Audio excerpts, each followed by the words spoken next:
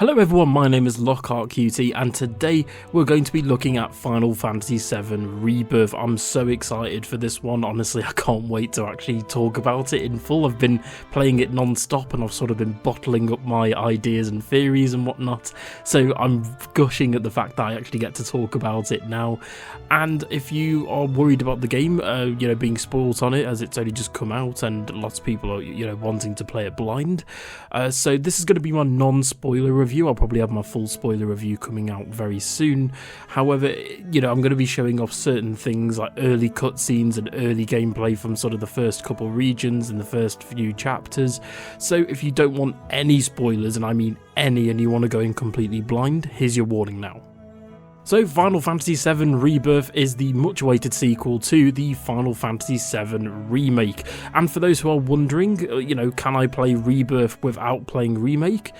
Technically yes, but I would really recommend playing Final Fantasy VII Remake as well as its DLC Intergrade, as a lot of stuff that happens, especially the new stuff that they added for the remake, returns in Rebirth, whether it be little side characters or certain things like the Fort Condor minigame, for example, from the Intergrade DLC returns, and little things like that. And if you are coming in completely blind and you've never played Remake, you're coming straight into Rebirth, you can actually just get into the game, as it does give you a 5-minute recap on the main menu which retells the events of Final Fantasy VII Remake. And yes, this game looks and runs spectacularly. It does look a bit blurry on 4K on a PS5, and I imagine this issue is going to be getting fixed soon, as that's what a lot of people are talking about. But the game looks and runs pretty much identically to Final Fantasy VII Remake and its Intergrade DLC, and that's absolutely fine. This is a sequel that takes place pretty much straight after the end credits scene from Final Fantasy VII Remake Intergrade, where the team are now in Calm, and it actually starts off with the Nibelheim flashback from the original Final Fantasy VII, and I'd argue and say that that's one pro going into this game, is that a lot of people were worried with the remake that they would change a lot of things, and they did for the most part. They added the whispers and whatnot, and I'm happy to say that Final Fantasy VII Rebirth, for the moment that I've played it, I haven't actually completed the game as of yet, but from what I have played, they haven't really changed too much. It is actually extremely faithful to the original game. Obviously there's stuff that they've added specifically for the remake, and that's completely fine. And one thing that absolutely carries this franchise are the characters. The characters are back in all of their glory, and it's just spectacular overall. Obviously you've got Cloud, Aerith, Tifa, Barret all returning, and Red 13, who is now fully playable with his own moveset, and he's fantastic. His moveset sort of focuses on countering and the fact that you can hold down to block, and then he sort of deals out more damage, or the more damage taken in, if that makes sense. And then you've also got Yuffie returning as well, and yes, I can say that Cait Sith is in this game, and from what I've seen so far, he is just spectacular. And guys, I've got to understand, I grew up playing the original Final Fantasy VII. I was about 3 or 4 years old when I first played it on my original PlayStation. So seeing these worlds and characters brought to life in this way, to this scale, and to this good of a standard, just honestly, pretty much every main location, for example, Costa del Sol, Calm, or the Shinra 8 boat, for example, all of these fan-favourite locations from the original that we didn't get to see in Final Fantasy VII Remake, that we now get to see in Rebirth. It's just spectacular to see them in all of their 4K reimagined glory. And speaking of which, because I know a lot of people are going to be asking this, and I guess this is technically a spoiler, but not really, because I really wanted to set expectations going into this game if you're interested in picking it up. But both Cid as well as Vincent aren't actually playable in this game, which is a bit heartbreaking, but at the same time it seems like they are saving them for the final game in the trilogy, and I've got to be honest, I'm completely fine with that, because you know, you get Red 13, you get Yuffie, and obviously you get the main cast and crew from the original version of the remake, obviously Aerith, Cloud, Barret, Tifa, etc. So it's nice to see that at least, but unfortunately, you know, they aren't playable. Speaking of the sort of open world though, this game fully goes open world. Okay, it's not fully open world, it's more like semi-open world, but oh my goodness. So if you guys don't know, in the original Final Fantasy VII, Midgar is only sort of the first few hours of the game, which is, you know, had a lot of people raising eyebrows thinking, well, why are they basing the entirety of the first game in Midgar, as it's only, you know, the first 3 to 5 hours of the original.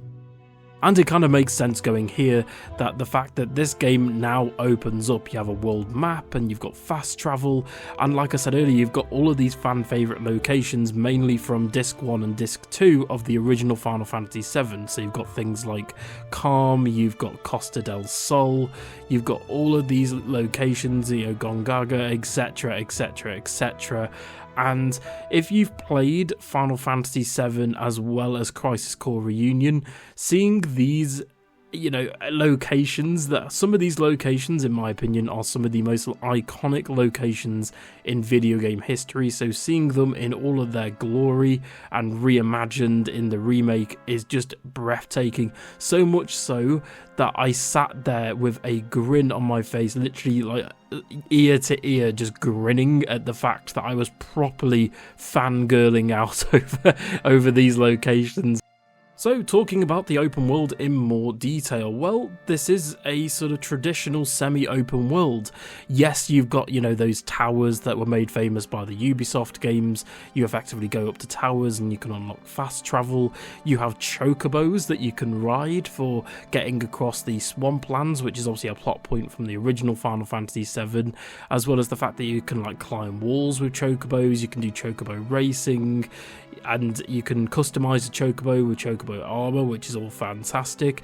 But the open world has actually got a lot to do, and you earn points with the Chadster himself, Chadley, who returns from Final Fantasy VII Remake, and yeah, you can earn points with Chadley by doing things around the world. These could be anything from discovering a secret treasure location, they could be fighting enemies, and you essentially have to meet a load of requirements whilst fighting those enemies to unlock the points. You can find hidden sort of well springs around the map of the life force of the planet, and you can get loads of resources here, and there's just a lot to do in this open world. There's even things such as the Fort Condor minigame, as I mentioned earlier, that makes a return from Final Fantasy VII Remake Intergrade, which is an absolute mouthful, so I'm just going to say Intergrade for the sake of this video.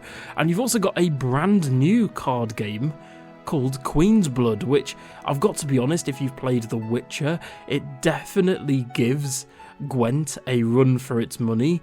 This card game, usually I'm not really into, you know, like card games in video games, like as a mini game, but for me, this was one that definitely had me coming back again and again. It's just so addictive.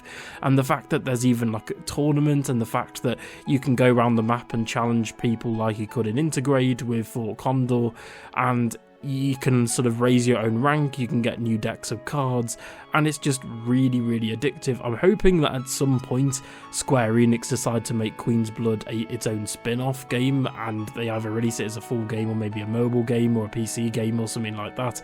That would be really interesting to see. So next up, talking about combat. Well, the overall structure of the combat, you know, with the ATB system, as well as the slowing down and the action-adventure approach to it, with the combination of the spells of the original Final Fantasy VII and the materia, is all the same. It's pretty much the exact same as it is in Remake. However, they have made a few quality of life improvements and a few changes. You now have things such as synergy attacks, where if you, say for example, you have Cloud and Barret in your party, if you get enough attacks done with ATB with both characters, you can then unlock a synergy attack, and you can customize these in the main menu. And speaking of which, if you go into the combat settings in the main menu, you can actually link certain moves with certain characters, and again, you know, equip all their equipment and materia and items, and it's just a lot better in my opinion. I wish there was more that I could talk about, but unfortunately, you know, I'm going to have to save that for my full review, as the fact that I would be really spoiling the game, and there's a lot of this game, especially for fans of the original Final Fantasy VII release on PlayStation 1. Honestly, there's some stuff in this game that is genuinely going to make you gush, that's going to make you squeal like a little fanboy, fangirl. It's just going to, it's fan service done right.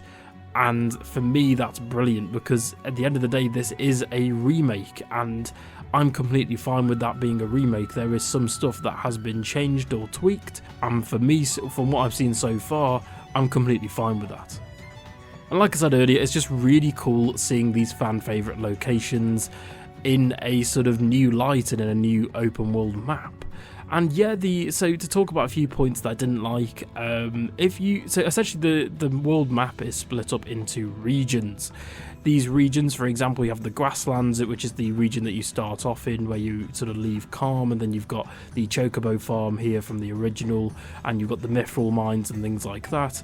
And then you go on to the Junon region, which is a whole nother region that's obviously has Junon in it, for example, and Lower Junon, and it's just a bit of a weird one to actually fast travel between them. So when you get to a new region, you can't just fast travel straight away. You have to actually do a side quest for the nearby Chocobo farm to unlock the fact that you can now fast travel between the regions. And the game doesn't really do a great job of explaining this at first, but once you get a hold of it and you understand what to do, the rest of the game goes completely fine. And another point to speak about, obviously, are the graphics. So although the game, in my opinion, is absolutely stunning and breathtaking, it's a very hard, topic to talk about this, but it's hard to describe, at least for me. But this game looks and runs fantastic. However, if you're playing at 4K on PS5 for some reason, so you get that if you go on performance mode, for example, you get that buttery smooth 60 frames per second, which really you need for a hack and slash action adventure game. The game just runs really weirdly, like at times it just looks really fuzzy and blurry. You can go into the settings both on your PS5 and in game to sort of remedy this, but there isn't really a surefire way to fix it, and I'm sure it is something that Square Enix can fix themselves, so we're gonna have to wait and see if they bring out an update for this. Anyway, that's been my thoughts on Final Fantasy VII Rebirth. Like I said, I will be having a full spoiler review coming out at some point in the future, and my recommendation for this game is that you guys go out and play it now. If you want to go in completely blind, I really recommend doing that as well. I haven't looked up any guides or anything on the internet really regarding this game. I've seen, thumbnails, but luckily I haven't been spoiled, which is really bonkers. But I really recommend picking this game. It's really fun. If you're a fan of RPGs, you're going to love it. If you're a fan of JRPGs, you're going to love it. If you're a fan of open world games, you're going to love it, because it's got this massive open world that is essentially most of Disc 1 and Disc 2 from the original Final Fantasy VII. I imagine they're probably going to end the game with a certain scene that you probably all know what that scene is if you're fans of the original Final Fantasy VII, but again, I'm just going to have to wait and see, and I'll sort of post an update on that in my full review. Anyway, thank you so much for watching, and for more gaming content on the channel, don't forget to like, share and subscribe. I've been LockhartQT, and I hope you all have a great day. Bye.